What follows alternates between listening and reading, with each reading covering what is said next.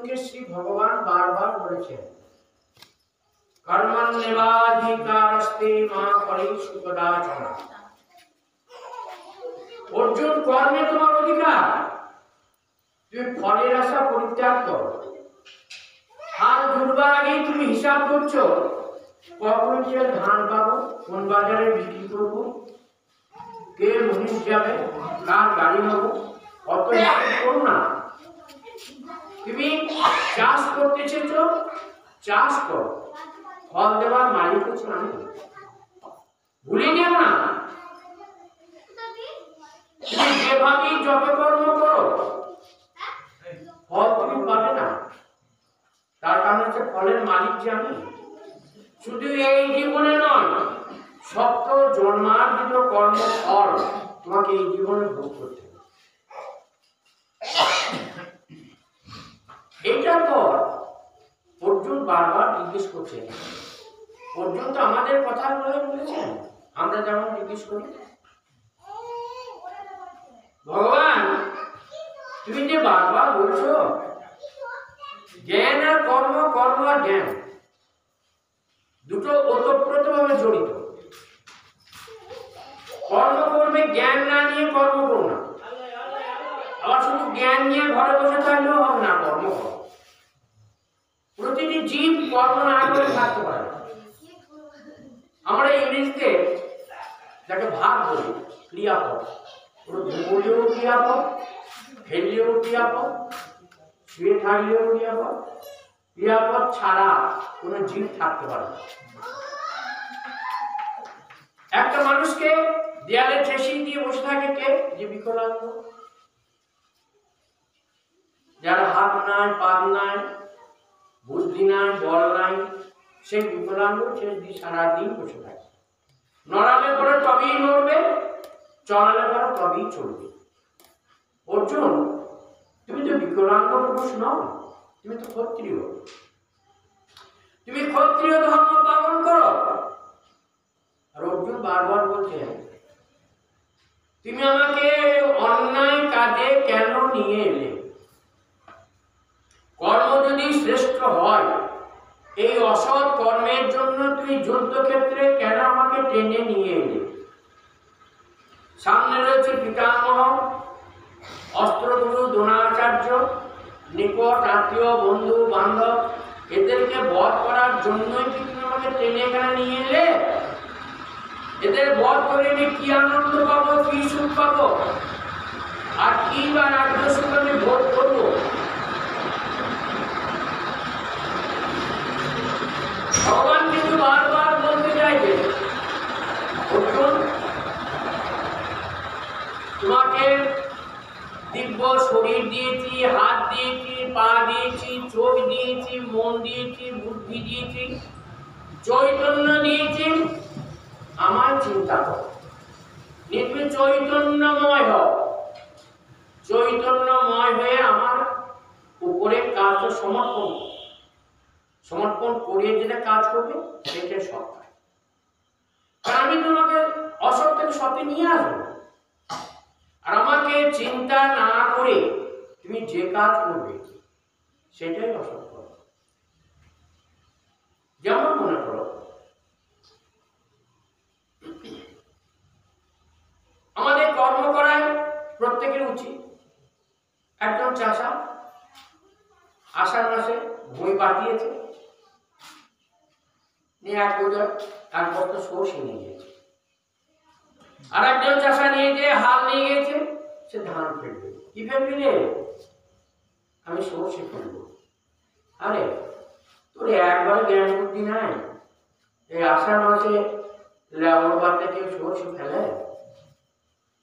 ভগবান তোকে বুদ্ধিটা একবারই দেয় নাই রে। সর্ষে চাষ করবে ঠিক আছে, চাষের একটা সময় আছে তো, সময় সম্বন্ধে চিন্তা কর। না ভগবান বলছে সবসময় কর্ম করবে। আরে কর্ম তো করবি, কিন্তু বুদ্ধি সহযোগে কর্ম করবা। বুদ্ধি ছাড়া তো কর্ম করা যাবে না, সেই কর্মে কোনো ফল হবে না। বুদ্ধি ছাড়া যে কর্ম, সেই কর্ম যদি আমরা করি, সে কর্মে উল্টো ফল। হবেই না, উল্টো।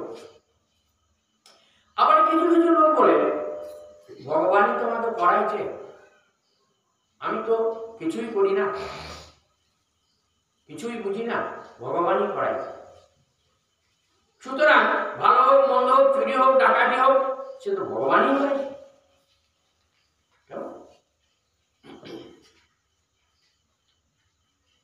একজন একটা ট্রাক্টর নিয়েছে, ট্রাক্টর কিনে মনুষ্য তলায় নিয়ে গিয়েছে পুজো করায়। ফোন করে আমাকে দাঁড়ান, মনুষ্য তলায় পুজো করে দিয়ে এখানে পুষ্পু লাল কানিতে ট্রাক্টর বেঁধে দিল।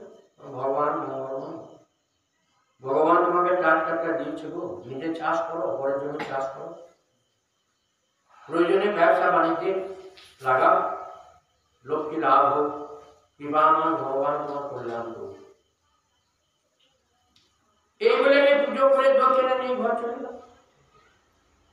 সে মোটামুটি 6 মাস ঠিক মতো চাষ করল। 6 মাসের পরে তার বুদ্ধি ভ্রষ্ট হল। 7-8 মাসের মাথায় আবার একদিন এলো, দাদা কি হলো গো, আমার ট্রাক্টরটা ধরা পড়েছে। কোথায় আছে? শিউরি থানা। কেন? ট্রাক্টর ধরা পড়েছে মানে ট্রাক্টর চাষ করতে ধরবে না। আমার ট্রাক্টরটা আমাদের না জেনে ড্রাইভার চলে গেল, সিন্ধুটুপার ওই ফরেস্টের বাগানে এক গাড়ি কাঠ পাচার করছে। তোমার কাজ, তোমার ট্রাক্টর তোমাকে না জেনে তোমার ড্রাইভারকে নিয়ে যাবে। ভগবানের চোখে তো ফাঁকি দিতে পারবে না, আমার চোখে ফাঁকি দিতে পারবে, আমাকে তুমি উল্টো পুজো দিতে পারবে। কারণ তোমার ট্রাক্টর, তোমার ড্রাইভার তোমাকে না জেনে কি করে নিয়ে যাবে? তোমাকে ভগবান দিয়েছে চাষ করতে, তোমাকে সিন্ধুটুপার বাগানে তো কাঠ পাচার করতে তো ভগবান ট্রাক্টর দেয়নি। বহু কষ্টে মেহেরপুরে তখন একজন বসি ছিল শিউরি, তাকে হাতে পায়ে ধরে কোমরে দড়িত এলাহাই ছিল এবং 6 করার ব্যাপারে ট্রাক্টরটা বেছে দিতে হবে। এসে বলছে, না না, ভগবানের উপর বিশ্বাস আমার একবারই নেই। স্বাভাবিক কথা, ভগবানের উপরে বিশ্বাস করেই না। তো এখন আর তখন প্রশ্ন আছে করতে, ভগবান তোমাকে যে ক্রিয়া করার জন্য দায়িত্বটা দিয়েছে, সেই দায়িত্ব তুমি পালন করো না। ওর জন্য একই প্রশ্ন, তুমি আমাকে পাপ কাজে কেন নিযুক্ত করছো? ভগবান বারবার বলেছেন দ্বিতীয় অধ্যায়ে, হতবা প্রাপ্সসে সর্গম জিত্বা বা ভক্ষসে মহিম উভে বহুমতে লোকে নাস্তি নিষ্ফলতারণে। অর্জুন, এই ধর্মক্ষেত্র কুরুক্ষেত্রে যারা যুদ্ধ করতে এসেছে, আপন আপন কর্মফল ভোগ করবার জন্যই এসেছে। ওদেরকে কর্মফল ভোগ করতে দাও। যে জীবিত থাকবে শশা করে ধরিত্রী ভোগ করবে, যা মৃত্যু হবে আমার শ্রীপাদ বদ্ধে যাবে। সুতরাং মরলেও না, জ্যান্ততেও না, অত দুঃখ করছো কেন? অর্জুন, তুমি সব সময় পরম ব্রহ্মের কথা চিন্তা করো। আমরা গুরু প্রণাম করি কি করে? গুরু ব্রহ্মা গুরু বিষ্ণু গুরুদেব মহেশ্বর গুরু সাক্ষাৎ পরম ব্রহ্ম তস্मै শ্রী গুরবে নমঃ। আমরা বলি গুরু ব্রহ্মা গুরু বিষ্ণু গুরুদেব মহেশ্বর, এটা আমরা বুঝতে পারবো যে ব্রহ্মা বিষ্ণু মহেশ্বর গুরু। তারপর বলছে গুরু সাক্ষাৎ পরম ব্রহ্ম, এটা আবার কি? এই ব্রহ্মা বিষ্ণু ঊর্ধ্বে আর একটা মহাশক্তি আছে, তিনি নিষ্ক্রিয় পরম ব্রহ্ম, জ্যোতির্ময়, তিনি নিরাকার ব্রহ্ম, তিনি ইচ্ছাময় ইচ্ছাময়। তিনি যখন খুশি পুরুষ হতে পারেন, যখন খুশি নারীও হতে পারেন। তিনি জন্ম নিয়েছিলেন নন্দগৃহে যশোদার গর্ভে, গর্ভেদের কারণে জন্ম হয়নি, তিনি যোগমায়া মহামায়া নিরাকার ব্রহ্ম। এদিকে ভগবান কৃষ্ণ যখন দেবকীর উদরে জন্মগ্রহণ করে কারাগারে আছেন, দেবকী ওটাকে পাল্টাপাল্টি করে যখন নিয়ে গেল, কংস রাজা দেখলো ছেলেই হোক মেয়ে হোক কাচিরে মেরে দিল। কাচিরে যখনই মারতে গেল সে কিন্তু মহাশূন্যে উড়ে গেল। এইটা হচ্ছে ব্রহ্মের স্বরূপ। তিনি যে কোনো সময় রূপ ধারণ করতে পারেন, আবার যে কোনো সময়ে আকাশে উড়েও যেতে পারেন, মিলিয়েও যেতে পারেন। তিনি হচ্ছেন পরম ব্রহ্ম। তাই অর্জুনকে বলছে তুমি সেই পরম ব্রহ্মের কথা চিন্তা করো, তুমি কলামন্ডা বাতাসা ভোগ দেওয়ার কথা চিন্তা করো না, তুমি ধ্যান করো পরম ব্রহ্মের অন্তরে জ্যোতির কথা চিন্তা করো। সেই জ্যোতি জাগ্রত হলে তবেই তোমার অন্তর জ্যোতি জাগবে, তবেই তুমি ব্রহ্মকে চিনতে পারবে। সারা জীবন এক জায়গায় থাকলে হবে। কি করে এই জ্যোতিকে জাগানো যায়? তোমরা যে ইষ্টমন্ত্র নিয়েছো, কটা ইষ্টমন্ত্র হয়? 5টা। কি কি? গণেশ, দীনেশ, মহেশ। গং গণপতে দক্ষিণ ভারতে গণপতি বাপ্পা মরিয়া। দীনেশ সূর্য মন্ত্র, রিং রিং সূর্যায় নমঃ। এগুলো হচ্ছে যারা জ্যোতিষ চর্চা করে, গুণবদের মন্ত্র, সূর্যের মন্ত্র। মহেশ আছে ওম হুম নমঃ শিবায়, সন্ন্যাসীদের মন্ত্র, শিব মন্ত্র। আর মহেশানী দুর্গা মন্ত্র, ওম হ্রিং জয় দুর্গা মন্ত্র। তার থেকে আছে 10টা মন্ত্র। ওই দুর্গা 10টা রূপ ধারণ করছিলেন। কি কি? কালী, তারা, মহাবিদ্যা, ষোড়শী, ভুবনেশ্বরী, ভৈরবী, ছিন্নমস্তা চ বিদ্যা, ধূমাবতী তথা বগলা সিদ্ধ বিদ্যা চ মাতঙ্গী কুমলাত্মিকা। একাদশ মহাবিদ্যা সিদ্ধ বিদ্যা প্রকীর্তিতা। এগুলো সিদ্ধ মন্ত্র, এটা হলো শক্তি মন্ত্র। আর হচ্ছে বিষ্ণু মন্ত্র। হয় বিষ্ণু মন্ত্রকে আশ্রয় করো, না হয় শক্তি মন্ত্রকে আশ্রয় করো। এই দুটোর মধ্যে একটি যে কোনো মন্ত্র যদি আশ্রয় করতে পারো, পরিকালে তোমার উদ্ধার। আমাদের একটা বদ্ধ ধারণা, ভগবানের আশীর্বাদ হলে টাকা পয়সা ধন দৌলত গাড়ি বাড়ি এগুলো হয়েছে কেন? ভগবানের খুব আশীর্বাদ, চরম আশীর্বাদ। কিন্তু এইগুলো ভগবানের আশীর্বাদ নয়। ভগবান এগুলা ভোগ করতে তোমাকে দিয়েছে, ভগবানের কাছ থেকে তুমি যখন বিচ্যুত হয়ে সরিয়ে যাও। একটা ছেলে মা মা করে যখন কাঁদছে, মা একটু বিস্কুট দেয়, সে সময় দুধ দেওয়ার সময় নেই, মুড়ি ভাত খায়। আবার কাঁদছে কিছুটা খেয়ে না যায়, ভাত চাপায় যায়। চরম কান্দন না কান্দলে পরে পড়ে নেবে না।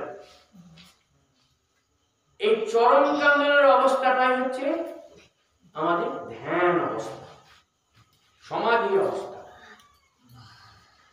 আমাদের ভুলে যায়, ধ্যান না হলে ধারণা হয় না, ধারণা না হলে জপ হয় না, আর জপ না হলে সিদ্ধি লাভ হয় না। আমাদের একটা বদ্ধ ধারণা, এই মূর্তিগুলোই বোধহয় সব না। এই মূর্তিগুলো সব নয়। এই মূর্তিগুলো তুমি হৃদপদ্মে চিন্তা করো। যখন দেখবে হরি ওম বলার সঙ্গে সঙ্গে ওঙ্কারের মাঝখানে রাধা কৃষ্ণের মূর্তিটার আবির্ভাব হলো, তখনই জানবে যে হ্যাঁ, আমার ধ্যান সার্থক, জন্ম সার্থক, জপ সার্থক।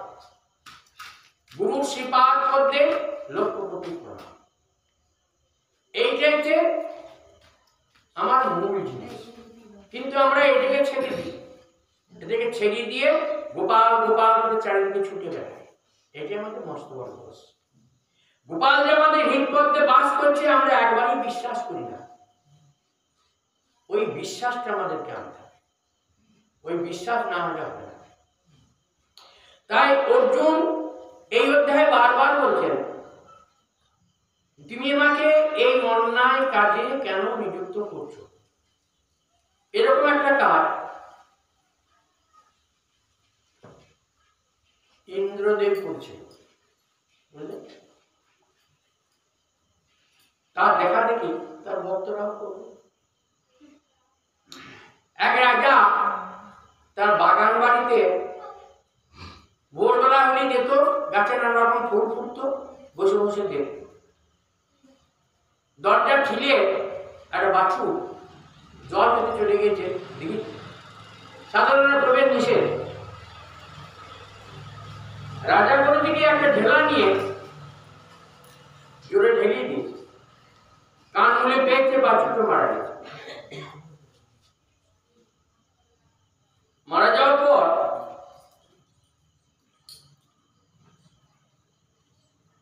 অনেক চিন্তা ভাবনা করেছে, গুরু মরলে তো প্রায়শ্চিত্ত করতে হয়, প্রায়শ্চিত্ত করলে মাথা নাড়াতে হবে, মাথা নাড়াতে হলে অনেক কিছু করবে।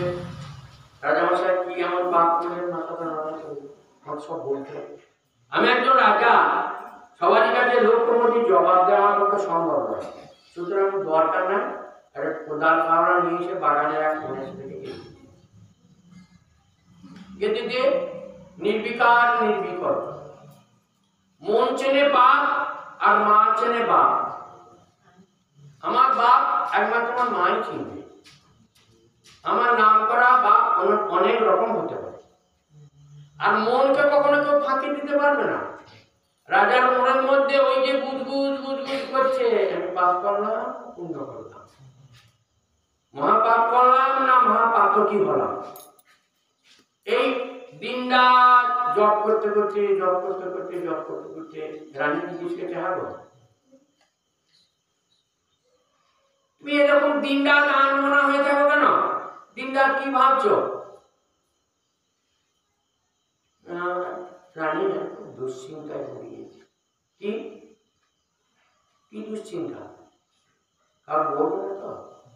না না, কারো বলবো না। তুমি বলো কেন? আমি অজ্ঞাত স্যার একটা বাচ্চু নিয়ে ফেলছিল, একটা বাচ্চু চোর ছিল, আমি ঢিল মেরেছি, সঙ্গে সঙ্গে মরে গেল। আমার কোনো দোষ নেই,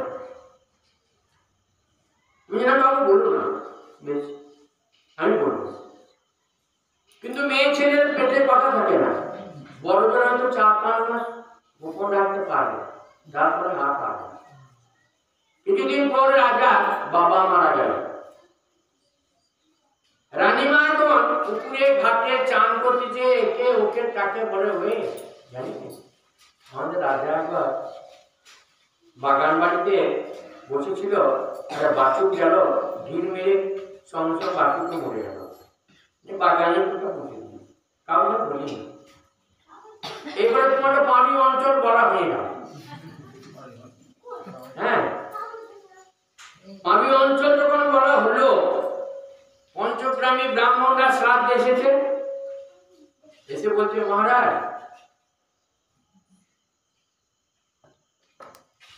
আপনি আগে সে গরুমরা প্রায়শ্চিত্ত করুন, তারপর আপনি বাবার শ্রাদ্ধে হাত দেবেন।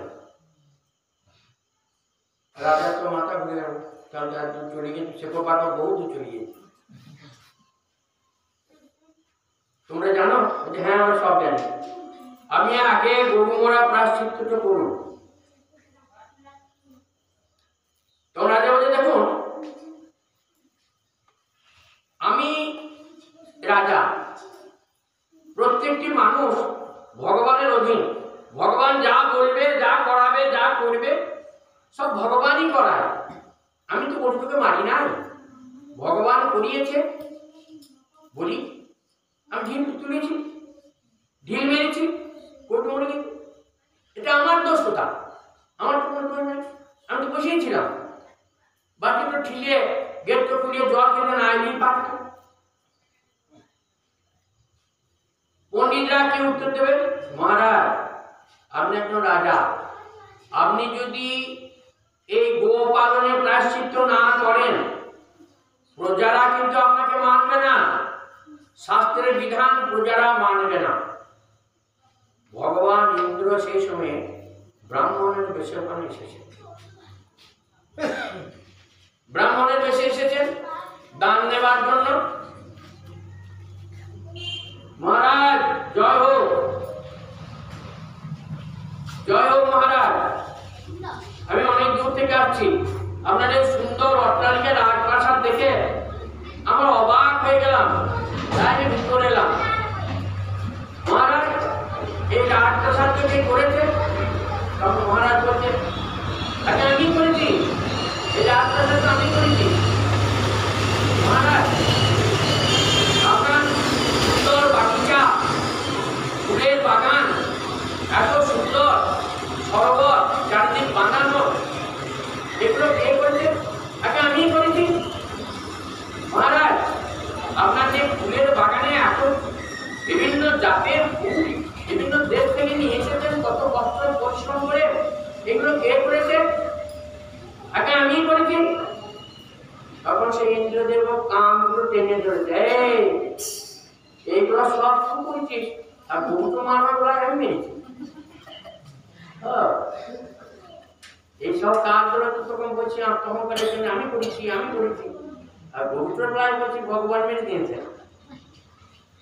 চালাকি বাদ দে, মাথা নাড়িয়ে আয়, নাড়িয়ে এসে গরুর প্রাশ্চিত্যটা আগে পর, তারপরে বাবা প্রাশ্চিত্য করবে। নিতাই গৌর হরি হরি বল। তাই বলছে আমরা মানুষ, আমরা জেনে বুঝে পাপ করেও সেটাকে লুকোবার প্রাণপণ চেষ্টা করি।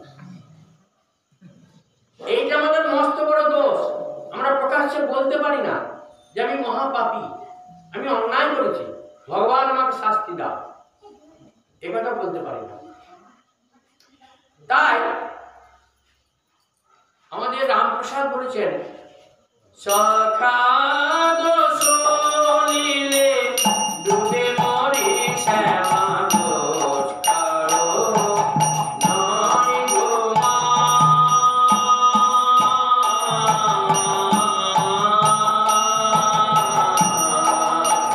দোষ কারো নয় গো মা।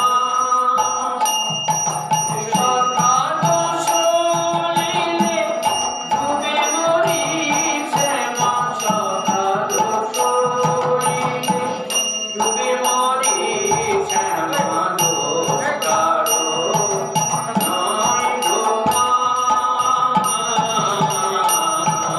দোষ কারো নয় গো মা।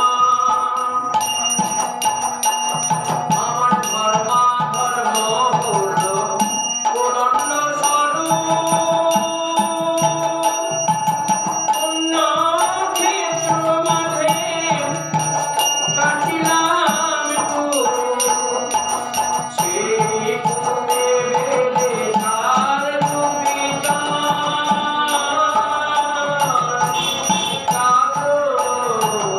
মনোরমা।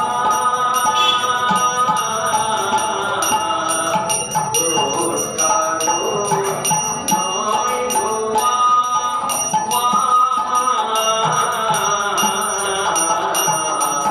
দোষ কারো নয় গো মা। আমরা সবসময় পরের দোষ দিই, নিজের দোষ আমরা একবারে ধরি না। এইটা আমাদের মস্ত বড় আত্মহংকার। এইটা আমাদের মনে রাখতে হবে। আমি একজন মানুষ, দোষে গুণে ভরা আমার এই দেহ, রূপ রস গন্ধ শব্দ স্পর্শ সব এই দেহের মধ্যে আছে। আমি যেমন পুণ্য করেছি, পাপ কাজও করেছি, তার জন্য ঈশ্বরের কাছে প্রতিদিন ক্ষমা চেয়ে নিতে হবে। আমি যা সংসারে দুঃখ যন্ত্রণা পেয়েছি আমার প্রাপ্য, সেজন্য ঈশ্বরের কাছে বাহবা দিতে হবে। হে ঈশ্বর, এই জীবনে আমার পাপের যা ভার আছে সেটা শেষ করে দাও, ফলটা সম্পূর্ণ করে দাও। ফলটা সম্পূর্ণ না করলে আমি মুক্তি পাবো না। মুক্তি কাকে বলে? পুনর্জন্ম ন বিদ্যতে। মানব জন্ম হলেই তোমার দুঃখ, দুঃখকে পায় না মহাপুরুষরা পায়, দুঃখকে দুঃখ মনে করে না। শ্রীরামচন্দ্র 14 বছর বনে গিয়েছে হাসতে হাসতে, পঞ্চপাণ্ডব 12 বছর বনে গেছে হাসতে হাসতে। ওরা দুঃখটাকে দুঃখ মনে করে না, মনে করে ঈশ্বরের লেখা, ঈশ্বর আমাকে দিয়ে কিছু কাজ করাবার ইচ্ছা আছে, যার জন্য মনে পাঠাইছে, এটা ওরা বিশ্বাস করে। কিন্তু আমরা কি মনে করি, এমন কি পাপ করলাম রে, ভগবান এরকম আমার কপালে লিখবে, আপনার কারো কপালে লিখবে না। এইটাই হচ্ছে কারণ। গোবিন্দের ইচ্ছা, আমার বাঁ হাতুটো গোবিন্দ নিয়ে নিয়েছে, আমি মাটিতে বসতে পারি না, সেখানে চেয়ার কি বসতে হবে, তোমরা কি কিছু মনে করবে না। তৃতীয় অধ্যায় কর্মযোগ অর্জুন বাচ জায়সে চেৎ কর্মণ্যস্তে মতা বুদ্ধি জনার্দন তৎকিং কর্মণি ঘোরে মাং নিয়োজয়সি কেশব বামিত্রিণেব বাক্যেন বুদ্ধিং মোহয়সি মে তদেকং বদ নিশ্চিত্য যেন শ্রেয়োনুপাস্যতাম। হে গোবিন্দ, এই পাপ কাজের মধ্যে আমাকে নিয়োগ করিতেছ কেন? হে গোবিন্দ, এই যুদ্ধের যে কি পরিণাম তুমি তো নিশ্চয়ই জানো, সুতরাং এই মহা অধর্মের কাজে আমাকে কেনই বা নিয়োগ করিতেছ? প্রত্যুত্তরে শ্রী ভগবান বললেন, লোকেস্মিন দ্বিবিধা নিষ্ঠ্যা পুরা প্রক্তা ময়া নঘ জ্ঞান যোগেন সংখ্যানং কর্ম যোগেন যোগিনাম ন কর্মানম্ভাস্তে নৈষ্কর্মং পুরুষোষ্ণতে ন চ সংনশ্যে দেব সিদ্ধিং সমাধি গচ্ছতি ন হি কশ্চিৎ ক্ষণোপি জাতু তিষ্ঠতি কর্মকৃৎ কার্যতে হি অবশ কর্ম সর্ব প্রকৃতি জয়ী গুণৈ কর্মেন্দ্রিয়াণি সংযম্য য আস্তে মনসস্সরণ ইন্দ্রিয়ার্থান বিমূঢ়ত্ব মিথ্যাচার স উচ্যতে। হে অর্জুন, কোন জীব কর্ম না করিয়া থাকিতে পারে না। প্রতিটি জীবের কর্ম করা উচিত। কোনটো ধর্ম কোনটি অধর্ম সবসময় চিন্তা করিবার কোনো প্রয়োজন নাই। প্রতিটি কর্মের আগে আমায় চিন্তা করো, আমার উপর সেই কর্ম ফলের পূর্ণ দায় দায়িত্ব তুমি দিও। হে অর্জুন, সেই কর্ম অবশ্যই সৎ হইবে, কারণ আমি তোমার সর্বকর্মের ফলদাতা, আমি তোমার মাথার উপরে রহিয়াছি। হে অর্জুন, সব সময় আমায় চিন্তা করো। ওই জন্যে শাস্ত্র লিখেছে, ঈশান কোণে যে বাস্তুপুরুষকে প্রণাম করে, আগেকার লোকে করতো ফালতু যোজনা করতো, হ্যাঁ, এখন তো সেসব না, এখন ট্রাক্টরের ব্যাপার। বাস্তুপুরুষকে প্রণাম করে ঈশান কোণে তবে যে হাল যোজনা। প্রতিটি কর্মের মধ্যে প্রতিটি, এমনকি ডাক্তার যখন অপারেশন করে ছোটটা বা মাথায় ঠেকিয়ে নিয়ে ভগবানকে স্মরণ করে তবে যে অপারেশনটা। কারণ হচ্ছে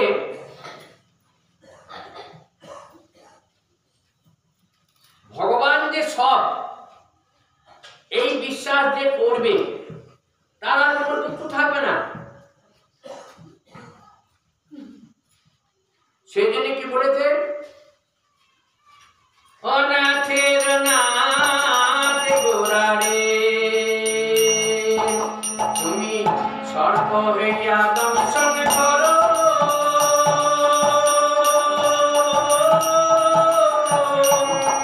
আবার রোধা হইয়া ধারো, ছাড়িলে বিষ নারিতে পারো, যদি দয়া করো রে অনাথের নাথ গোরারে। অনাথের নাথ গোরারে। সেই সাপ, সেই রোজা। আবার বিষ্ণু নামাইকে সে রোজা যদি মনে করে আমি বন্ত বড় বীর, বিষ্ণু নামিয়ে দিলাম, সে মহামূর্খ। ভগবান নামাবে তবে বিষ নামবে। ঝাড়িলে বিষ নাড়িতে পারো, যদি দয়া করো রে।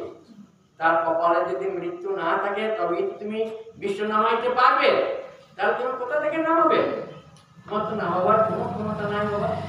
কারণ তোমাকে সৃষ্টি করেছে সেই ঈশ্বর রোজা রয়ে, ডাক্তারকে সৃষ্টি করেছে সেই ঈশ্বর, আবার রোগীকেও সৃষ্টি করেছে সেই ঈশ্বর।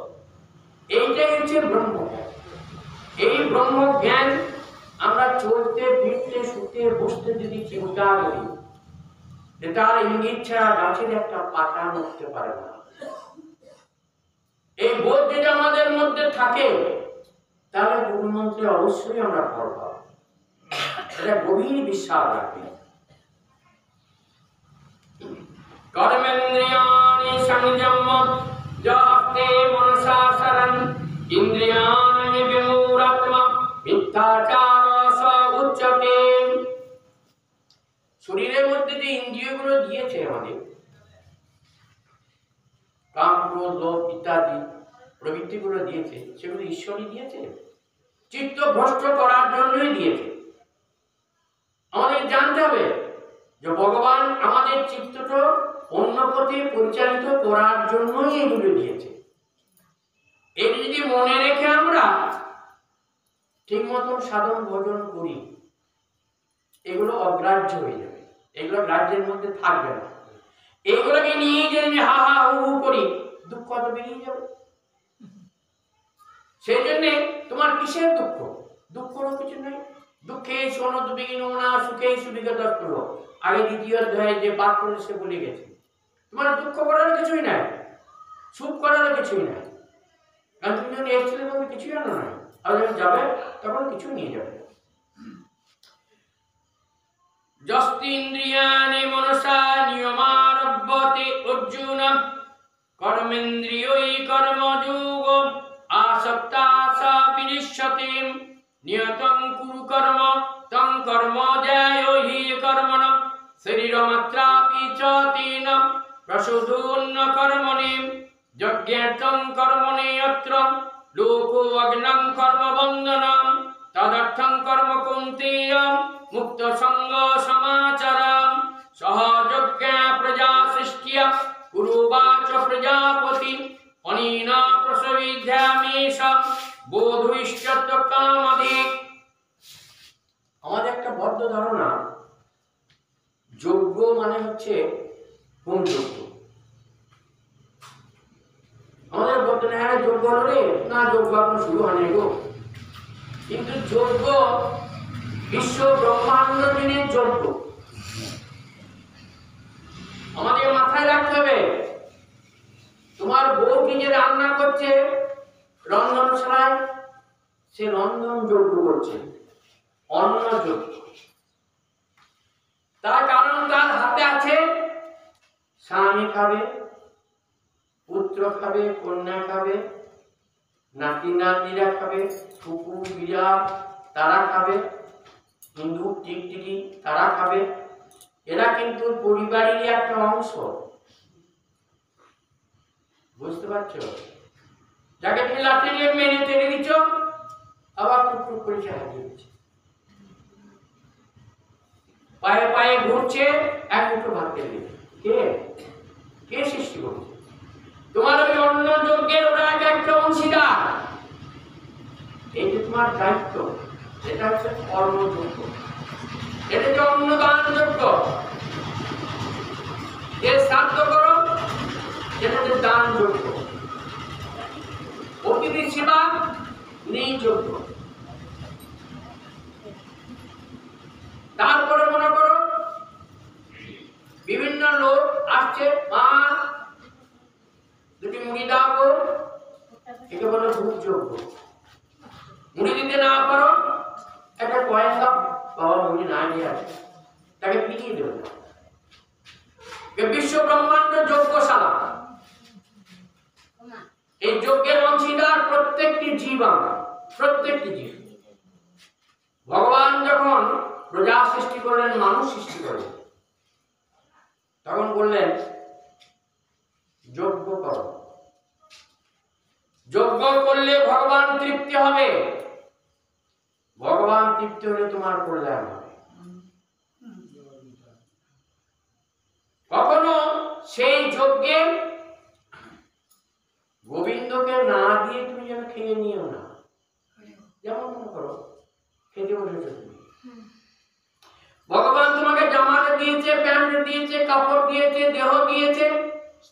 পুত্র পরিবার দিয়েছে, আসবাবপত্র সব দিয়েছে।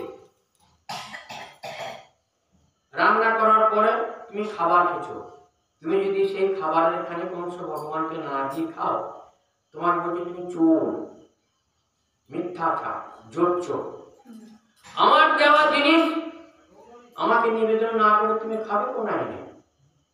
সেই জন্য খাবার আগে ব্রাহ্মণ গণ্ডুষ করবে, যারা ব্রাহ্মণ নয় শ্রী গুরবে নমঃ বা ক্লিং কৃষ্ণায় নমঃ, তিনবার জল ছিটিয়ে দিলে পরে সেটা প্রসাদ। আমরা প্রসাদ প্রসাদ করে ছুটে বেড়াই, অথচ যে নিবেদন করে খায় প্রতিদিন প্রসাদ খায়, তার বোধ নাই,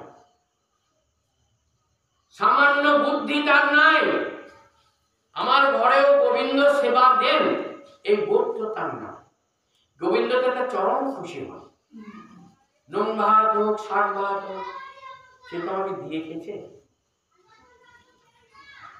সেই জন্যে আমাকে নিবেদন না করে যে খায়, গোবিন্দ বলছেন সে মিথ্যাচারী, কপট, জোচ্চোর।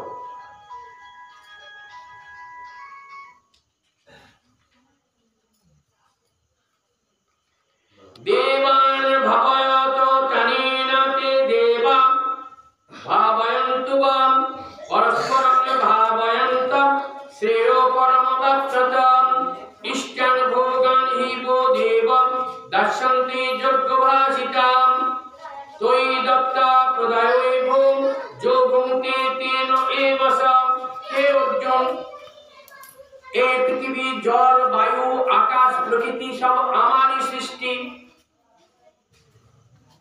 এই পৃথিবীতে জীব আমি সৃষ্টি করেছি, শ্রেষ্ঠ জীব মনুষ্য।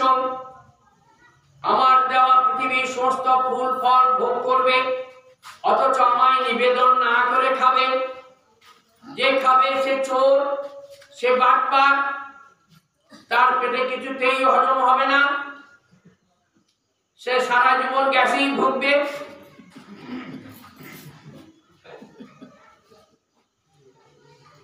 ইষ্টান ভোগানি বো দেবাম দর্শন্তে যজ্ঞভাবিতাম তৈ দত্তা প্রদায়ৈ ভূ যো ভুঙ্ক্তে তেন এবসম।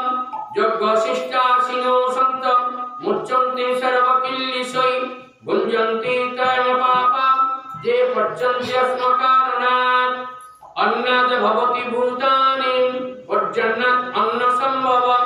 হে অর্জুন, এই পৃথিবীতে জীবের শ্রেষ্ঠ খাদ্য বস্তু অন্ন আমি সৃষ্টি করেছি। অন্ন বলতে শুধু আমাদের ভাতকে বোঝায় না, সারা পৃথিবীর লোকে তো ভাত খায় না, কেউ গম খায়, কেউ কড়াইয়ের ছাতু খায়, এগুলো সবই অন্ন, সবটাকেই অন্ন। জীবের জন্য যে আমি অন্ন সৃষ্টি করেছি, সেই অন্নর কিছু অংশ তোমরা যজ্ঞে দিও। তাই জন্য লাজ হোক, বিয়ের সময় সে খই দেয় না, হবে ওটা লাজ হল, কিছু অংশ দিতে হয়।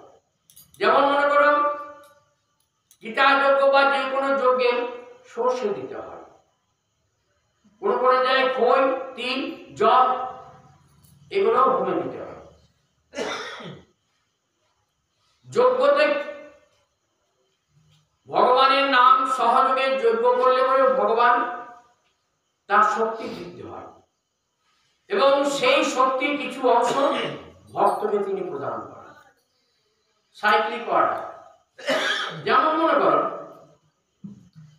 তোমার বাড়িতে তরকারি করছে, তরকারি কোটার পর ঝিঙের খোসা, ডিঙলি খোসা, লাউয়ের খোসা জড়ো করে আগ পেছে জড়ো হলো, কোথা দেবে ওরা?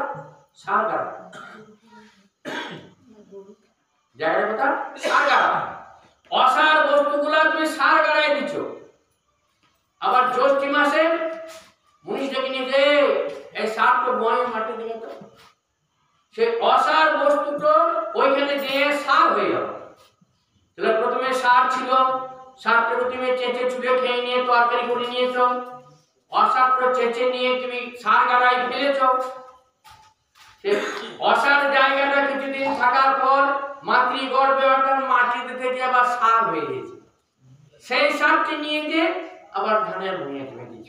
এই যে সাইক্লিক একটা অর্ডার, গোল হয়ে চক্র ঘুরছে, এটাই হচ্ছে গোবিন্দের চক্র, এটাই গোবিন্দের চক্র। মানুষ টেরই পেছে না। অসারটা যখন সার হচ্ছে, সারটা আবার অসার হচ্ছে, সার বস্তুটা চেঁচে চুলে তরকারি হচ্ছে, খোসাগুলো আবার অসার হয়ে সার গাড়ায় ফেলে দিচ্ছে। কখন কোন সময়ে সেটা আবার সার হয়ে দিচ্ছে মানুষ চিন্তাই করে না। তাই গোবিন্দ বলছে কোনটা সার কোনটা অসার ভালো করে চিন্তা করো, ভালো করে চিন্তা করো, গভীরভাবে চিন্তা করো। যজ্ঞ শিষ্ট সিন সন্তম যজ্ঞ ভবতি পর্জন্যম যজ্ঞ কর্ম সমুদ্ভব। তুমি যে যজ্ঞ করবে, যে যজ্ঞ করবে সেটা মানুষ, তাকে আমি সৃষ্টি করেছি। যাকে নিয়ে যজ্ঞ করবে ঘি, এটা আপনার থেকে গরুটার থেকে, যে গরুটাকে আমি সৃষ্টি করেছি। গরুকে দোয়া দেখে তাকে আমি সৃষ্টি করেছি। দয়ের যে কেইরের ভেতরে রাখবে সেটাকে আমি সৃষ্টি করেছি। সুতরাং আমি ছাড়া পৃথিবীর কোন বস্তুতে স্থির জিনিস নাই। এটা গভীরভাবে চিন্তা করো, আত্মহত্যা করো না। রে আমার গরু 5 কেজি দুধ দিচ্ছে, তোমার গরু দুধ দেয় না, ভগবান দেওয়ার পরাই জীবনে দিচ্ছে। তোমার গায়ে দেওয়ার শক্তি নাই, ভগবান দিয়েছে বলে তুমি দোয়াইতে পারছো। সেদিন বলছে এই কর্মযজ্ঞে প্রতিটি মুহূর্ত আমার দ্বারা সৃষ্টি। অর্জুন, তুমি যে কর্মযজ্ঞ করছো, পৃথিবীতে মানুষ কর্মযজ্ঞ করছো, এই কর্ম না করে তো মানুষ একবারই স্থির থাকতে পারে না। সেই জন্য কর্ম করো, আর প্রতিটি কর্মে আমার নাম করো। লক্ষ্য করে দেখো, কোন ক্যালেন্ডারে নন্দরাজা গায়ে গাইছে এরকম ছবি পাবে না। তার কারণ হচ্ছে উনি লিখে দিয়েছেন যে পুরুষ গোবিন্দের সেবা করবে, সে যেন গায় না দয়। কিন্তু আমরা দয়, আমি দয় করব, পরিষ্কার ভাগবত লেখা আছে, বেদেও লেখা আছে। সেই জন্য নারী জাতিতে গায়ে দয় বলে কৃষ্ণের সেবা সে হাতে হবে না। যে হাতে তুমি গায়ে দোয়াবে সেই হাতে কৃষ্ণের সেবা হয় না। কিন্তু আমরা বাদ দিয়ে দয়, আমি নিজে বহুদিন দয়। তারপর যখন বইয়ে পেলাম, মনে মনে প্রণাম করো ঠাকুর, আর পেই বাকি না পেই বাকি দয়তে শেষ করে ফেলেছি। এমন এমন কিছু নিয়ম কানুন আছে যেগুলো সংসারে থেকে পালন করা বড় কঠিন, পালন করা খুব কঠিন। সেই জন্য গোবিন্দকে স্মরণ করতে বলি। কর্ম ব্রহ্মদ ভবং বিদ্ধি ব্রহ্মাক্ষর সমুদ্ভবং তস্মাৎ সর্বগতং ব্রহ্মং নিত্যং যজ্ঞে প্রতিষ্ঠিতং। প্রতিদিন সংসারে নিত্য যজ্ঞ, প্রতিটি সংসারে প্রতিদিন যজ্ঞ হয়, কিন্তু আমরা অতটা অনুধাবন করতে পারি না। সংসার একটা বিরাট যজ্ঞ, এটাকে ব্রহ্মযজ্ঞ বলছে। কারণ সংসারের যে কর্তা, সেই কর্তা যে যজ্ঞের মালিক, সেই তো যজ্ঞের মালপত্র নিচ্ছে বলে কি যজ্ঞ হচ্ছে।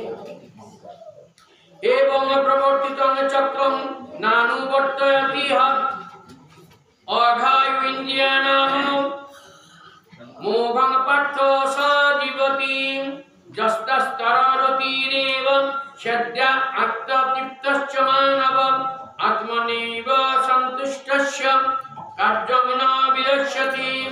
প্রাণী সকল অন্ন হইতে উৎপন্ন হয়, মেঘ হইতে অন্ন উৎপন্ন হয়, যজ্ঞ হইতে মেঘ জন্মে, কর্মযজ্ঞ হইতে উৎপন্ন হয়।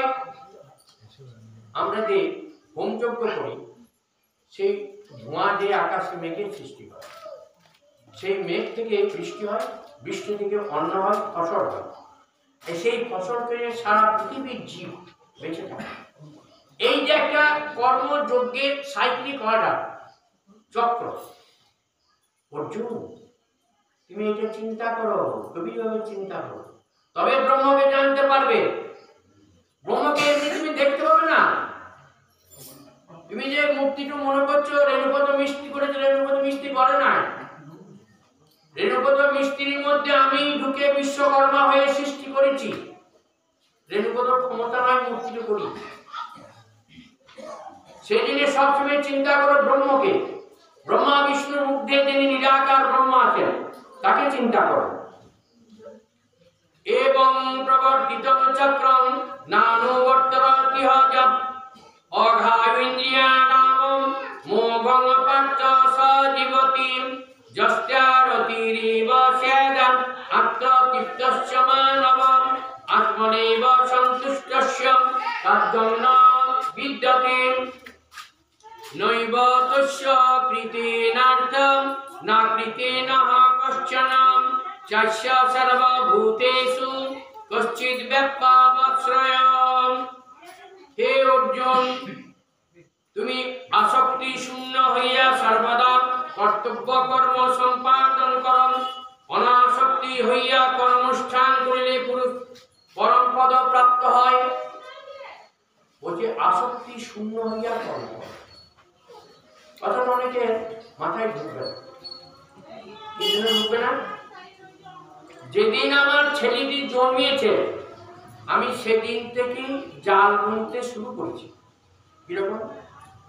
এই ছেলেটাকে আমি ইঞ্জিনিয়ার করবো, এই ছেলেটাকে ডাক্তার করবো, এই ছেলেটা অমুক জায়গায় পড়বে, অমুক জায়গায় চাকরি করবে, আমাকে মাসে মাসে এত টাকা এনে দেবে, সেই টাকাতে আমি ঘরকে ফেলে দেবো, নতুন একটা ঘর করবো। এই যে জাল বোনা ছেলেটার জন্ম থেকেই সৃষ্টি, এইটাই বলছে আসক্তি। সেই ছেলেটা তুমি বলো আরে বেটা আমার মুখে খালি মরতো, বাবা আমি পাহাড়ে উঠে আসবো, তোমার মুখে মরবো না, বলতে পারে বলে দেবে। সেদিন কিন্তু সেই চিন্তা আমার মনের মধ্যে নাই যে বেটা আমার এমন একদিন আসবে তো বলতে পারবে। এই কথাটা মনের মধ্যে আমরা একবারই আনি না। আমি বলছি থেকে ডাক্তার করবো, সে হয়তো বিড়ি খাওয়াতে ফার্স্ট হবে, মদ খাওয়াতে সেকেন্ড হবে, গাঁজা খাওয়াতে থার্ড হবে। আমরা এগুলো চিন্তা করি না। সেই জন্য বলছে তোমার ডিউটি ছেলেটা মানুষ করা, তুমি একবার আশা করবে না। গোবিন্দ ভরসা, সে কোন দিকে কখন যাবে। তুমি একেবারে আসক্তি শূন্য হয়ে যাবে, প্রতিপালন করো। ভগবান তোমাকে পুত্র দিয়েছে, বংশধর দিয়েছে, তোমার প্রতিপালন করো, সব দিকে তার নজর রেখো, এইটা তোমার দায়িত্ব।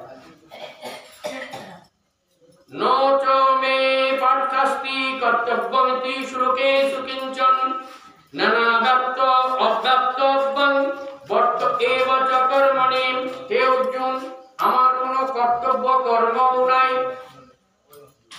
হে অর্জুন, আমি আসক্তি শূন্য, জনমানবে হিতাকাঙ্ক্ষে বারবার জন্মগ্রহণ করি। কিন্তু তুমি মনুষ্য, তোমার আসক্তি আছে, সেই আসক্তি বর্জন করো। কারণ তোমার এখানে কেউ কোনো আত্মীয় নাই, কেউ কোনো পিতামহ নাই, কেউ কোনো দ্রোণাচার্য গুরু নাই। আমি বিশ্ব ব্রহ্মাণ্ডে এক, অদ্বিতীয়। হে অর্জুন, এই কথাটাই চিন্তা করো। যদি হি অহং বর্তেয়ং জাতু কর্মণি তন্দ্রিতং মম বর্তানো বর্তন্তে মনুষ্যা পার্থ সর্বসং উৎসদিয়েষু মে লোকাম ন কুর্যাৎ কর্ম চ ঈদনং শঙ্করস্য চ কর্তাম সামুপাসিতা প্রজা।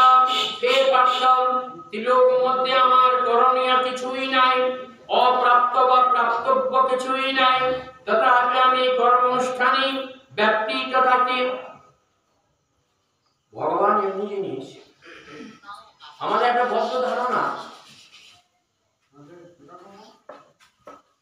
সব সময় ভগবান বোধহয় আমার ওই কলাটা খাবার জন্য বসে আছে, আমার এই মন্ডটা খাবার জন্য বসে আছে, এই ধারণাটাই আমার ভুল। তাকে প্রতিটি পলকে বিশ্ব ব্রহ্মাণ্ড ভুগতে হয়। প্রতিটি পলকে ভুগতে হয় কেন? কারণ হচ্ছে দুলোক, ভূলোক, গোলোক, পিতৃলোক, যমলোক, বৈকুণ্ঠ লোক, সব হচ্ছে তিনি মানুষ। আমাদের এক সাধারণ ধারণা আছে, অনেকের ধারণা আছে, 1 বছর পরে একটা মহালয়া তর্পণ হয়, অনেকে তর্পণ করে। ধরলাম বেশিরভাগ লোকই তর্ক করে। অনেকে ব্রাহ্মণরা বছরে একবার পিতৃ শ্রাদ্ধ করে। একজন প্রশ্ন করছে, তাহলে কি বাবাটা সারা বছর না খেয়ে আছে, বছরে তুমি একদিন দিচ্ছ? আমি যে মহালয়াতে একবার তর্পণ করলাম, বাবা জ্বর পেল, দাদু জ্বর পেল, মা জ্বর পেল, তারা তো জ্বর না খেয়ে সারা বছরই থাকে? বলছে না, তা নয়। পিতৃলোক হচ্ছে এমন একটা জায়গা, আমাদের এই পৃথিবীর লোকের 1 বছর ইকুয়াল টু ওদের একদিন। সে প্রতিদিনই জল পায়, কিন্তু আমাদের সঙ্গে মিশিয়ে দিলে হবে না। ব্রহ্মলোক, পিতৃলোক, বৈকুণ্ঠ লোক, যমলোক এক একটা আলাদা পৃথক পৃথক জিনিস। পিতৃপুরুষ প্রতিদিনই জল পায়, কিন্তু আমাদের মনের মধ্যে আসে না। আমরা কিন্তু প্রতিদিনই জল দিই, আর যে প্রতিদিন স্মরণ করে তার তো কথা আলাদা। উচ্ছিদেয়ুরিমে লোকা ন কুজ্জাৎ কর্ম চ দেহং শঙ্করস্য চ কর্তা সম উপহাসানেনা প্রজাম। যদি আমি কর্ম না করি, তাহলে এই লোক সকল উৎপন্ন হইয়া যাইবে। ভগবান বলছেন, দেখো খুব ভালো করে চিন্তা করুন, যিনি বিশ্ব ব্রহ্মাণ্ডের কর্তা, তিনি মনে করলে তো কুরুক্ষেত্র যুদ্ধটা একদিনে শেষ করে দিতে পারতেন। যিনি রামচন্দ্র, রাবণকে বধ করার জন্য ওই অতদিন অত কষ্ট ভোগ করার কোনো প্রয়োজন ছিল না। তার কারণ হচ্ছে, রামচন্দ্র যখন জন্মান তখন সমস্ত বৈকুণ্ঠপুরীর লোককে বলেছিল, সমস্ত বাহন দিকে বলেছিল, আমাকে যেন বৈকুণ্ঠপুরীর কথা কেউ মনে করিয়ে দিও না।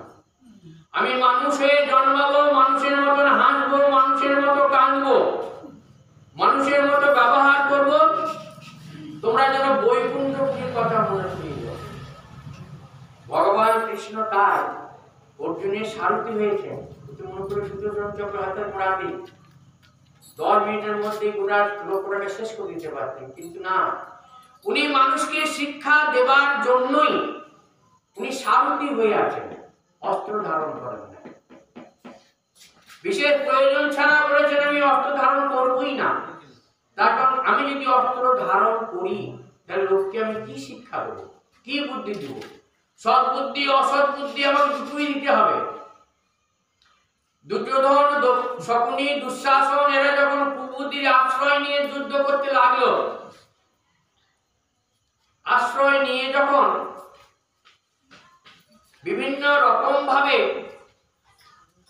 মিথ্যাচার করতে লাগলো, ভগবান কৃষ্ণ তখনই অর্জুনকে মিথ্যাচারের নানা রকম মন্ত্র দিলেন। তা আগে দেন না। বিপক্ষ যদি, শত্রুপক্ষ যদি অন্যায় পথে যায়, তাদেরকে অন্যায় ভাবেই বধ করতে হবে, তাদেরকে সৎভাবে তুমি বধ করতে পারবে না। তখন রান্না করার কুকুর ঢুকেছে, ওখানে যদি চণ্ডীপাঠ করি কুকুর যাবে না, একটু যদি গীতা পাঠ করি যাবে না, কলকাতা নিয়ে হরিনাম করি যাবে না, একটা বড় ফাগর নিয়ে সে ফাগর চলে যাবে, এক ফাগর যেতে টাইম হবে, তবে দেশই যাবে। সেটা ভগবানেরই শেখানো জিনিস।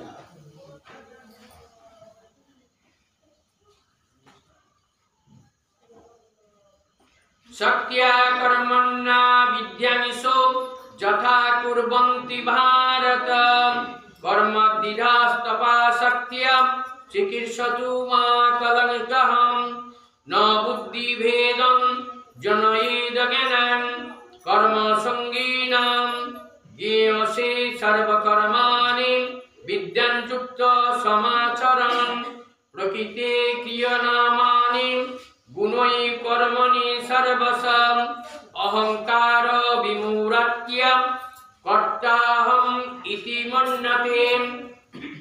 যে ব্যক্তির আত্মহংকার খুব বেশি, সেই কেবল বলবে আমি এই করেছি, ওই করেছি, এই ঘর করেছি, ওই বাড়ি করেছি ইত্যাদি। এই যে আত্মহংকার প্রবৃত্তি, এইটাই মানুষের অধঃপতনের মূল। সেই জন্য মন প্রাণ দিয়ে চেষ্টা করতে হবে এই আত্মহংকার যেন আমার মধ্যে একেবারে না আসে। আত্মঅহংকার হচ্ছে অধোগতির মূল। আত্মঅহংকার আবার একটি কথা কি জানো, আমরা একটা কিছু কোনো জায়গাতে শুনিয়ে বা শিখে এলে পরে পাড়ায় পাড়ায় কি করে বলিয়ে বেড়াবো, এটি আমাদের বড় বাজে স্বভাব। সেটা ভালো না মন্দ সেখানে যাবে কি যাবে না আমরা চিন্তা ভাবনা করি না। সেই জন্য বলছে তুমি আগে ভালো করে বিবেক চৈতন্য হয়ে চিন্তা করো, সেই জ্ঞানকে অপরকে দেওয়া যাবে কিনা, সেই জ্ঞানে অপরের উপকার হবে কিনা, তারপর পরকে জ্ঞান দিও। না বুঝে না শুঝে পাড়ায় পাড়ায় বলে আসতে গেলে পরে একটু আত্মঅহংকার প্রচার করার সামিল, যেটা তোমাদের থেকে আমি অনেক বেশি জ্ঞানী। অতি দর্পে হতালঙ্কা, অতি মানেই চকৌরবা, অতি দানে বলির বদ্ধ, সর্বম অত্যন্ত গরিত। আর এইটার জন্যই সংসারে অশান্তি। আমার বোধ, আমার চিন্তা, আমি ভালো মন্দ চিন্তা না করে সংসারে সবার উপরে চাপিয়ে দিতে চাই। সেটা ভালো কিনা আমাকে নিজে চিন্তা করে দিতে। সংসারের মালিক হচ্ছে সেই, গোবিন্দের কৃপায় সে হচ্ছে কান্ডারি। সংসারের যিনি মালিক সেই কান্ডারি, তিনি যদি সৎ হন সংসার সৎ থাকে, তিনি যদি অসৎ হন ওরা সংসার অসৎ, তিনি যদি মূর্খ হন, মিথ্যাচারী হন, আত্মঅহংকারী হন, ওরা সংসার চাই অহংকারে পড়ে যাবে, অশান্তিতে ডুবে যাবে। এইটাই নিয়ম। আর সংসার যদি অশান্তিতে ডুবে যায় সাধন ভজন হয়, কারণ সাধন ভজনের মূল হচ্ছে মন। পাগলা মনটারে তুই বান, পাগলা মনটারে তুই বান, ওই মনেতে আছে পাগলা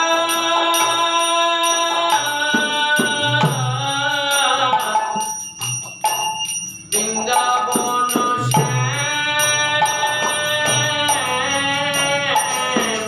মনটারে তুই মান, পাগলা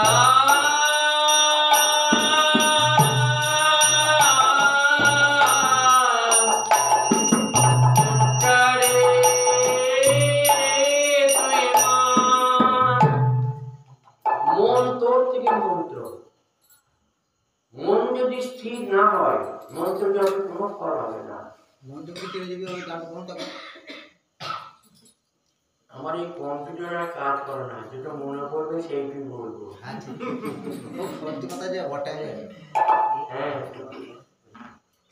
কথা হচ্ছে তুমি যে ধ্যান করবে তোমার মনটা সুস্থ থাকতে হবে। বাড়িতে যদি খ্যাঁচ খ্যাঁচ করে ধ্যান করা হবে না, জপ করা হবে না, কিছু হবে না। সেই জন্য বাড়িটাকে শান্ত রাখতে হবে। বাড়িটাকে শান্ত রাখতে হলে সবাই মিলেমিশে গোবিন্দের নাম করতে হবে। সবাইকে ডেকে নিয়ে বসতে হবে, ডেকে নিয়ে বসে যে আজ একসঙ্গে নাম করি, তবে যে মনটা সবাই পরিষ্কার, ইংরেজিতে ফ্রি করে। মনটা ফ্রি না হলে পরে মন্ত্র জপ করা যায় না।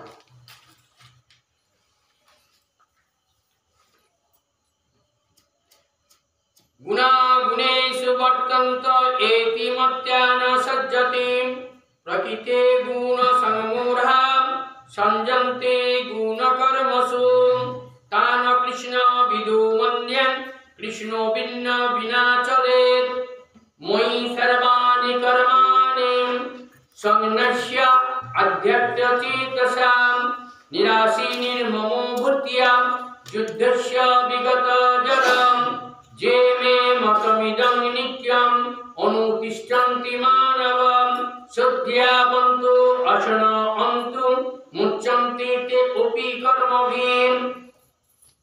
বলছে অস্থির মনকে স্থির কিভাবে করবে? তুমি বারবার অনুশীলন করো, বারবার বসো, মনটা অস্থির হচ্ছে উঠে যাও, কিছুক্ষণ পর আবার এসো।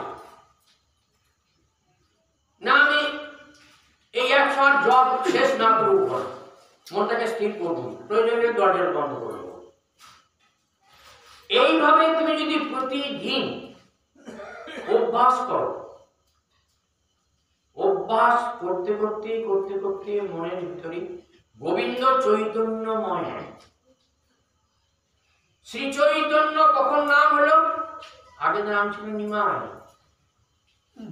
যখন চৈতন্য হলো তখন নাম হলো শ্রী চৈতন্য। আগে নাম ছিল গদাধর, যখন চৈতন্য নাম হলো শ্রীরামকৃষ্ণ। চৈতন্য হলে পরেই আনন্দময় হয়। জগতে আমাদের দুটি লক্ষ্য, এক হচ্ছে শান্তি, দুই হচ্ছে আনন্দ। মনে রেখো, টাকা পয়সা ধন দৌলত গাড়ি বাড়ি তোমার যা আছে না আছে, তোমার মূল লক্ষ্য দুটো, এক হচ্ছে শান্তি আর দুই হচ্ছে আনন্দ। এই দুটি থাকলেই বলে তোমার আর কিছুই চাই না। এই দুটি পরম পদ তুমি পাবে তোমার যখন গোবিন্দের কৃপা হবে। এবং প্রতিটি সংসারী জীব এই গোবিন্দের কৃপা পাবে সে প্রতিদিন যদি নিত্য জপ তপ করে এবং স্থির হয়ে বসতে হবে। পরবর্তীকালে গীতাটা পাবে কিভাবে বসতে হয়, কিভাবে জপ করতে হয়, এগুলো ধীরে ধীরে পাবে। তার কারণ বলছে জ্ঞান ছাড়া কর্ম হয় না। কর্ম তুমি করো, অবশ্যই কর্ম করো, কিন্তু জ্ঞানময় কর্ম। তোমার জ্ঞান নেই কিছু কর্ম করে যেত, নেশার বসে কর্ম করে যেত, তা বললে তো হবে না। সে কর্মটা কোনো ফল নেই। শোনো, ও মনে করে একটা পুজো করছে, আমি পুজো করবো। ও একটা জল ঢালছে, আমি জল ঢালবো, এগুলো নেশা। আমি কি করে ভালো সাজ পোশাক পরে শিবের মাথায় জল ঢালবো, এগুলো পোশাকই। এগুলো পরের দিকে অনুসরণ করা। মন প্রাণ দিয়ে যদি তুমি জল ঢালো, প্রতিদিন শিবের মাথায় জল ঢালো, যেখানে মেলায় শিব হচ্ছে তখন তো ঢালতে মনে হয় না, কিন্তু লোকের দেখে আমার ঢালতে মনে হয়। সেটা হচ্ছে 5 জনের দেখে একটা ভরণ। যে মে মতমিদমে নিত্যম অনুতিষ্ঠন্তি মানবাম শ্রদ্ধাবন্তু অনুসুয়ন্তম মুচ্যন্তি তে অপি কর্মভীম। হে অর্জুন, কর্তা ঈশ্বর, কর্ম করিতেছি তাহার উদ্দেশ্যে বৃত্তবৎ এইরূপ বিবেক বুদ্ধি সহকারে সমস্ত কর্ম আমাকে সমর্পণ করিও। সংসার তো গোবিন্দের, আমি চাকর। এই মনে রেখে যদি সংসার করো তাহলে জানতে হবে তোমার বুদ্ধি আছে। কারণ তা আমরা করি না। কেন করি না? প্রতিদিন ভালো করে চিন্তা করে দেখো। বৌমা বলছে, মা আমার বাবা এসেছে, সে পুরোনো থালাটা বার করে দাও তো, ভাত দেবো না, আমার শ্বশুর দিয়ে গিয়েছে, পুরো বার করা হবে না। শাশুড়ি বলে দিই সংসার। শ্বশুর যদি তার বৌমাকে দিয়ে যায়, শাশুড়ি তার বৌমাকে দেবে না কেন? এই বুদ্ধিকে তো না, এই বুদ্ধিকে থাকলে অশান্তি হতো না। হ্যাঁ, প্রদা হয় প্রতিম পুরুষা আমার কাছে থাকবে। আরে তুই মূল্য করে খেলে পাবে, তাহলে কি নেবে? সেই বোধটা না। ছোট ছোট জিনিসগুলো আমাদের অশান্তির কারণ। এইগুলো হচ্ছে অশান্তির কারণ। অশান্তিগুলা আমরা যদি একটুকু ধৈর্য ধরে গোবিন্দকে স্মরণ করি তাহলে কিন্তু অশান্তি অনেক অনেক কমে যাবে। কিন্তু আমরা স্মরণ করি না। তার কারণ কি? আমাদের সব থেকে বড় দোষ হচ্ছে আত্ম অহংকার। না, আমার কথা যা বলেছি সেখান থেকে আমি বলবো না, এইগুলো হচ্ছে আত্ম অহংকার। রাবণ যখন যুদ্ধে পড়ে গিয়েছে, মৃত্যু শয্যায়, শ্রীরামচন্দ্র বললেন, লক্ষণ যা, মহা ভক্ত মহা জ্ঞানী রাবণ, তুমি যাও, বলো যে কিছু জ্ঞান আমাকে দাও, কিছু জ্ঞান আমাকে দিন, যাও। লক্ষণ গেল। লক্ষণ যে বলছে যে এরকম দাদা পাঠালে কিছু জ্ঞান আমাকে দিন। রাবণ উত্তরে দিলেন না। লক্ষণ আবার ফিরে এলো, দাদা ও তো কোনো উত্তর দিলে না। লক্ষণ, তোমার কি জ্ঞান? তুমি গুরুর কাছে যাও, পা গুলো কোলে দাও, নিয়ে পায়ে হাত দিয়ে বলো, গুরুদেব আপনি মহাজ্ঞানী, মহাজ্ঞানী, মহাভক্ত, যাবার আগে কিছু জ্ঞান আমাকে দিন। লক্ষণ যেমনি পা দুটো তুলে কোলে নিয়েছে, পায়ে হাত দিয়ে বলছে, আপনি মহাজ্ঞানী, পরম জ্ঞানী, পরম ভক্ত, আপনি কিছু জ্ঞান আমাকে দিন।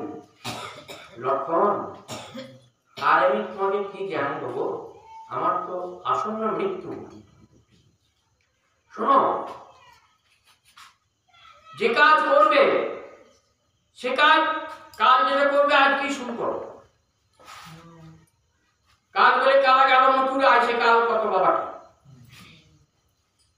আমি স্বর্গের সিঁড়ি করবো মনে করেছিলাম, কাল করবো করে আমার হলো না। যেটা করবে আজকেই শুরু করো, দেরি করো না। আসন্ন লক্ষণ, মেয়ে ছেলেকে কোনো গোপন কথা বলো না। আমার মৃত্যুবান একমাত্র মন্দোদরি জানতো, আর পৃথিবীতে কেউ জানতো না। আর সেই মন্দোদরি যদি না জানতো, হনুমান সেই মৃত্যুবান পেত না। কারণ স্বয়ং পক্ষে সোনার পালঙ্কের তলায় স্ফটিক স্তম্ভে সেই মৃত্যুবান ব্রহ্মাস্ত্র রেখেছিলাম, একমাত্র মন্দোদরি জানত। কিন্তু মন্দোদরি তো বলে দিয়েছে, সেই জন্য মেয়ে ছেলে পেটে কথা থাকে না। তুমি মনে রেখো লক্ষণ। রাবণ বলছে, অতিরিক্ত অহংকার আমার মৃত্যুর কারণ।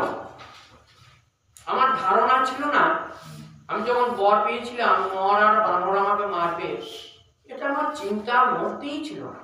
অতি তুচ্ছ নর, অতি তুচ্ছ বানর, তারা যে আমাকে মারবে, মারতে পারে, ভগবান বিষ্ণু যে নর বানরের মুক্তি নিয়ে আসতে পারে, এই বোধটা আমার ছিল না। এইটাই হচ্ছে আমার মৃত্যুর কারণ। লক্ষণ, ভবিষ্যতে এগুলো মনে রেখো, চিন্তা করো, ঈশ্বরই সব, তার চোখে ফাঁকি দেওয়া যায় না, তারপরে যাওয়া যায় না। সেই জন্যে আমাদের সব থেকে বড় শত্রু হচ্ছে আত্ম অহংকার। আত্ম অহংকারই আমাদেরকে অন্য পথে পরিচালিত করে।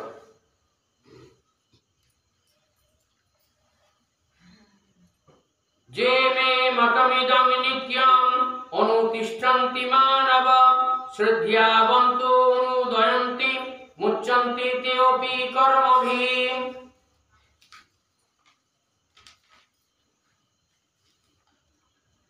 ते ते दक्षुदयन्तु नानुतिष्ठन्ति मे मतं सर्वज्ञानो विमूढात्मन् विद्धि नश्यन्तो चेतसः सदृशं चेष्टते सहसा प्रकृतिज्ञानमपि प्रकृतिं जन्ति भूतानि निग्रहं किं करिष्यति। জ্ঞানবান ব্যক্তিও নিজ প্রকৃতির অনুরূপ কর্ম করিয়া প্রাণীগণ প্রকৃতির অনুসরণ করে ইন্দ্রিয় নিগ্রহে, সুতরাং তাদের কোনো উপায় থাকে না। এই যে ইন্দ্রিয় শরীরের মধ্যে, কাম ক্রোধ লোভ মদ মোহ মাৎসর্য দশেন্দ্রিয় পঞ্চেন্দ্রিয়, এই ইন্দ্রিয়গুলা আমাদের থাকবে, এদেরকে নিয়েই বাস করতে হবে। ইন্দ্রিয়গুলা পরিত্যাগ করে থাকা যায় না। যে যতই সাধু হোক সন্ন্যাসী হোক, ইন্দ্রিয় নিগ্রহ করে তারা বশে আনতে পারে, বাদ দিতে পারে না। সংসার করা মানে বাঘ নিয়ে বাস করা, শিয়াল নিয়ে বাস করা। আর সন্ন্যাসীরা বাঘের ভয়ে আশ্রম করে আছে। সেই জন্য ভগবান বলছেন সংসারী আমার কাছে অতি প্রিয়। এরা তো বাঘ নিয়ে বাস করছে, কারণ এক একটা ছেলে এক একটা বাঘ শিয়াল, হ্যাঁ, এদেরকে নিয়ে তো আমাকে চড়িয়ে বেড়াইতেছে।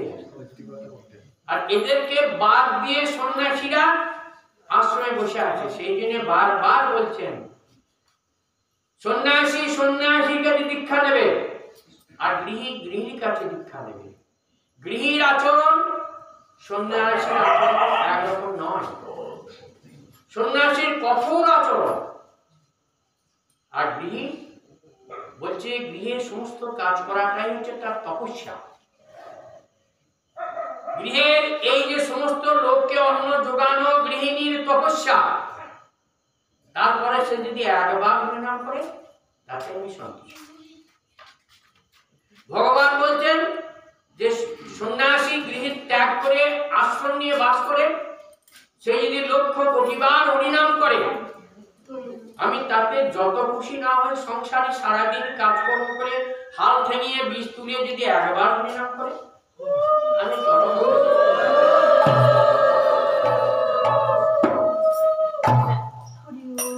অর্জুন বাচম অতকেন বুযুক্তয়ং পাপচরতি পুরুষাম অচ্ছিন্নমপি বাস্যেয় বলাদিব নিয়োজিতম।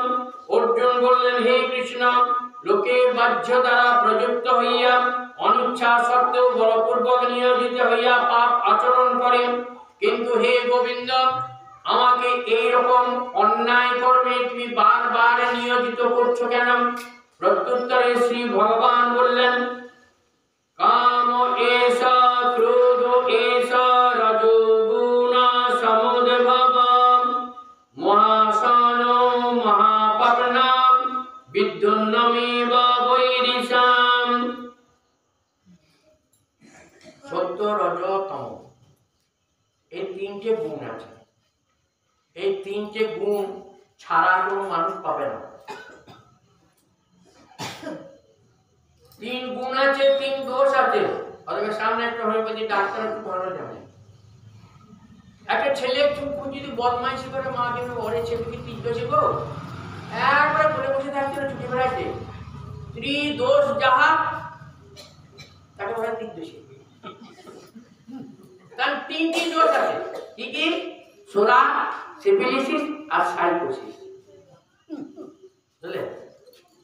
এই 3টে দোষ যা থাকবে ওই 3 দোষে বান্দরের মতো ছুটে বেড়াবে, কিন্তু ওটা ধীরে ধীরে ধীরে ধীরে ধীরে ধীরে কমবে, একরকম থাকবে না। কারণ বাল্যকাল, কৈশোর, যৌবন, বৃদ্ধকাল, এই যে পরপর ক্রমান্বয়ে পরিবর্তন, এই বয়স অনুযায়ী ধীরে ধীরে ধীরে ধীরে পরিবর্তন আসবে। মালিককে মার বাবা, মার বাবা ছেলে লেখাপড়া শিখছে না, তখন প্লাস্টিকের এনে দিলে, তার মানে হচ্ছে তুমি একটা মূর্তি এনে দিলে, এদেখ কৃষ্ণ, এদেখ কালী, এদেখ শিব, এদেখ দুর্গা। দুদিন পরে যখন ছেলে বলতে লাগলো নাম তার মতিবীর বহুদূর জল, তখন প্লাস্টিকের কোনো প্যাকেটে ভরে রেখে দিলে, বাবা তোর আক্ষরিক জ্ঞান হয়ে গেছে রে, এবার তুই ভালো করে সুর করে কবিতা বল। ছেলের কবিতা শুরু করবে। সেই জন্য গুরু হচ্ছে মার বাবা, এই দুজনে যে সংসারের মহাগুরু। সেই জন্য বারবার বলেছেন যে পিতা মাতা মহাগুরু। ধূমেনা বিয়তে বন্যে যথাদর্শ মরেনা চম যথো তেনা ভিতু গর্ভে তথা তেনা আবৃতম। আগুন যেমন ধুমোতে ঢাকা থাকে আর পুষ্কি ইন্দ্রিয় ধূ করে চলে যায়, গর্ভের ভেতরে ভ্রূণ অর্থাৎ বাচ্চারা যেমন লুকিয়ে থাকে, আয়নায় যেমন ময়লা করে থাকলে দেখা যায় না মুক্ত, সেটা পরিষ্কার না করলে মুক্ত দেখা যায় না। অর্জুন, চিত্তকে চৈতন্যময় করো, তবে তুমি দেখতে পাবে। চৈতন্যময় কখন হবে? শুতে বসতে উঠতে চলতে বসতে সবসময় যখন মনে মনে ভগবানের নামটা তুমি জপ চিন্তা করবে। সেই জন্যে আমাদের একটা রামপ্রসাদের গান আছে, যেন যারা সবসময় মনে মনে জপ করেন, এর নাম হচ্ছে মানস জপ। অনেকে বলবে মনে মনে জপ করতে না, কিন্তু শাস্ত্র বলছে মানস জপটাই শ্রেষ্ঠ। কেবল পেচ্ছাপ পায়খানা ছাড়া সব সময় মনে মনে জপ করো। এমন দিন কি হবে মা তারা, যবে তারা তারা তারা বলে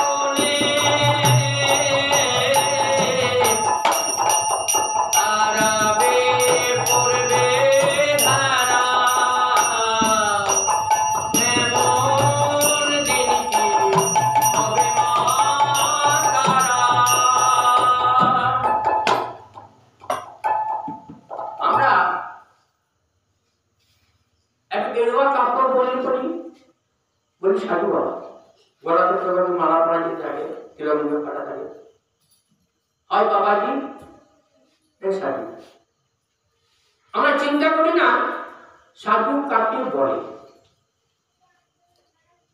আমরা চিন্তা করি না সন্ন্যাসী কাকে বলে। এরপরে আগে সন্ন্যাস বলে পাবে। ঘরে এমন লাখ লাখ কোটি কোটি সন্ন্যাসী আছে যাদের সাধারণ পোশাক থেকে চেনাই যাবে না, কিন্তু তারা প্রকৃত সন্ন্যাসী। তাদের বেশভূষা বরং নাই, হচ্ছে সন্ন্যাসী চেনা বড় শক্ত। সেই জন্য বলছে গৃহী সন্ন্যাসী, ঘরে থাকবে সন্ন্যাসীর মতন আচরণ করে। সন্ন্যাস যে সবসময় ঈশ্বর চিন্তা করে, ঈশ্বরের সেবা করে, যে বাজারে একটা ফল পায় মনে মনে চিন্তা করে এটা গোবিন্দকে দেবো, সে দেব বা না দেব তার মনটা সে দিয়ে দেয়, সেই হচ্ছে সন্ন্যাসী। একে গৃহী সন্ন্যাসী। প্রতিটি বস্তু যে নিবেদন না করে খায় না, সেই সন্ন্যাসী। চলতে ফিরতে উঠতে বসতে তার অনুজ্ঞা ছাড়া চলে না, মনে মনে তার আদেশ পালন করে, সেই হচ্ছে সন্ন্যাসী। তাকে বলে গৃহী সন্ন্যাসী। তাই বলছেন গৃহত্যাগী সন্ন্যাসী আমার ভালো লাগে না। গোবিন্দ বলছেন যে গৃহে বসে সন্ন্যাসীর মতন আচরণ করে কেন? সন্ন্যাসী সন্ন্যাসী যেন সর্বত্যাগী, সেই জন্য মনে করে এ সংসার তো গোবিন্দ, এই ছেলে মেয়ে সবই গোবিন্দের অংশ, এদের ভরণ পোষণের দায়িত্ব দিয়েছে আমাকে, এদের শেখাবার দায়িত্ব দিয়েছে আমাকে, মানুষ করার দায়িত্ব দিয়েছে আমাকে। আমি প্রাণপণ চেষ্টা করবো একে মানুষ করা। সেই কথা অনুযায়ী সারা জীবন প্রাণপণ চেষ্টা করে যাব এদেরকে মানুষ করা। কিন্তু মানুষ করতে গেলে আমি কিন্তু মানুষ সবাই করতে পারবো না। তার কারণ হচ্ছে একটা আম গাছে আমি সুফলা না দিলেও আম ধরবে।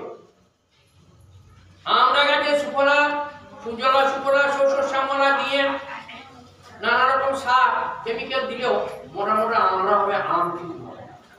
তোমার লক্ষ্য করে দেখতে হবে এই ছেলেটা কোন দিকে মতি করবে। আমরা হলেও সেটা চাটনিতে কাজে লাগে। আপনি নিজে আমরা যদি ফালতু জিনিস তাহলে হাতে বিক্রি হয়। আমরা তোমাকে চিন্তা করতে হবে গোবিন্দের কৃপায়, চিন্তা শক্তি দিয়ে, মনস্তত্ব দিয়ে, যে এর মধ্যে ভালো গুণ কি আছে, সেই ভালো গুণটা তোমাকে বেছে নিতে হবে। ভালো গুণটা বেছে নিয়ে তোমার ছেলেকে পরিচালনা করতে হবে। তস্মাৎ ইন্দ্রিয়াদো নিয়ম্মা ভরতর্ষভঃ পাপজ্ঞানং প্রজহিহি এনং জ্ঞান বিজ্ঞান নাশনাম ইন্দ্রিয়াণি পরাণি আহুরিন্দ্রিয়েভ্যো পরমং মনঃ মনঃসন্তু পরা বুদ্ধি जो बुद्धि परं तपः एवं बुद्धि परं बुद्ध्या संस्तुतात्मना आत्मना जो हि शत्रुन् महाभाव कामो रूपं दुरासदम् हरे कृष्ण कृष्ण कृष्ण हरे हरे हरे राम राम राम हरे हरे। আমাদের এই যে গীতা পাঠ 3টে অধ্যায় হলো, এখনো 15টা অধ্যায় আছে। এর মূল কিন্তু একটা, সবাইকে মনে রাখতে হবে, আমাদের মনকে তৈরি করা। মন যদি আমরা তৈরি করতে পারি তাহলে গোবিন্দের শ্রীপাদ পদে আমরা অবশ্যই আশ্রয় পাব।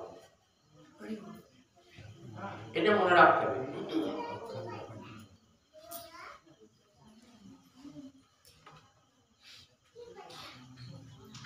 যারা খানি জল আছে ওখানে খাবো গো,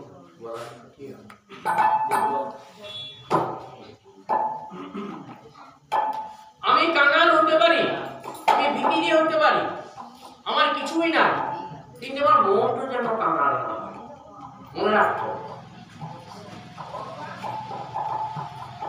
আমি কপটক শূন্য, কিছুই নাই, আর কোনো চাল নাই, তবু ভিখিরি যদি আসে হরি বল বলে আমি যেন ফিরিয়ে না, এইটাই ভগবানের পরীক্ষা। তাই একটা ফকিরের গান তোমাদের শোনায়।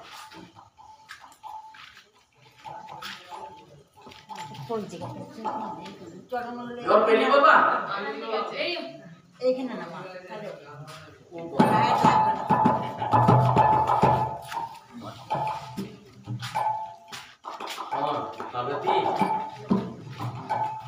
গোবিন্দ সবার টাঙে ধরে টানবে, এক কথা রাগ খুঁজে পাবো।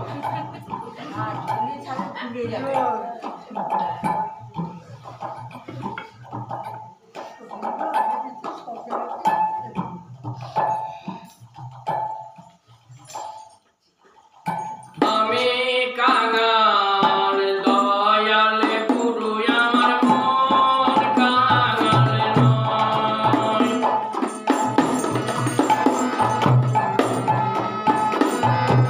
আমি কাঙাল দয়াল গুরু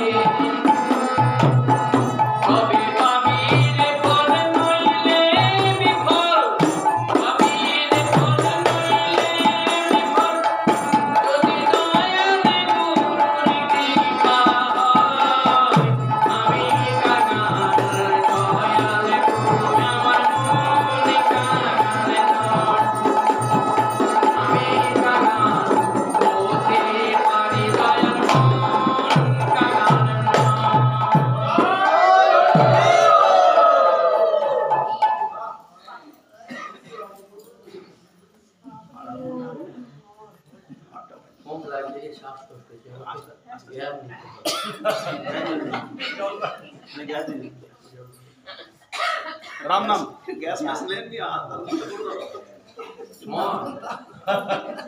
ভালো গরু দিয়ে গেছে বুঝলি গাঁথা পেরে গেছে তুই বলছিস তুই ছাড় তোমাকেই বল